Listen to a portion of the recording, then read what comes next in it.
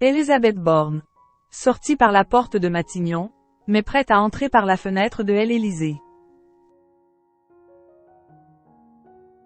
Après avoir quitté ses fonctions de première ministre en janvier, certaines sources ont affirmé au journal du dimanche paru ce 12 mai qu'Élisabeth Borne aurait des vues sur le poste actuellement occupé par Emmanuel Macron. Le 9 janvier dernier, après un peu plus d'1 an et 7 mois au poste de première ministre, Élisabeth Borne laissait la place à Gabriel Attal. Vivement critiquée durant son passage à Matignon, l'ancienne préfète de la région Poitou-Charentes reçoit désormais de nombreuses louanges de ses pairs qui encensent le fait qu'elle ait tenu le cap dans la tempête. L'ancienne chef du gouvernement a rejoint les bancs de l'Assemblée nationale en février en tant que députée du Calvados et poursuit son travail d'élu. Celle qui n'hésite pas à faire campagne pour les élections européennes, qui ont lieu début juin, aurait des ambitions plus importantes selon certains. Quand on a conduit la politique de la France, on ne se contente pas d'un mandat de simple député.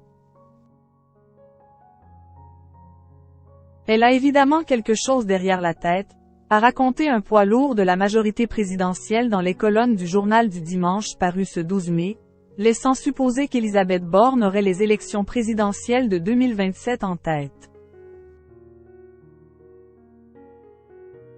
Elle se serait même confiée sur le sujet auprès de certains proches. Mais l'idée ne plaît visiblement pas auprès de certains macronistes. J'ai déjà dit à Yael Braun-Pivet tout le ridicule que je pensais de ces velléités élyséennes. J'espère ne pas avoir à le faire avec Élisabeth, a confié l'un d'eux.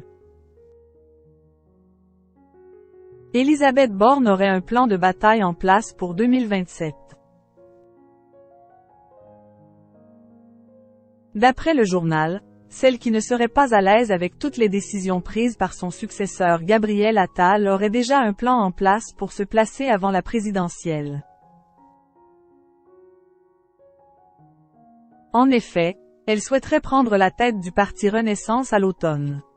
Si l'idée aurait semblé saugrenue quand elle était encore première ministre tant elle était critiquée, elle ne l'est plus tant que ça.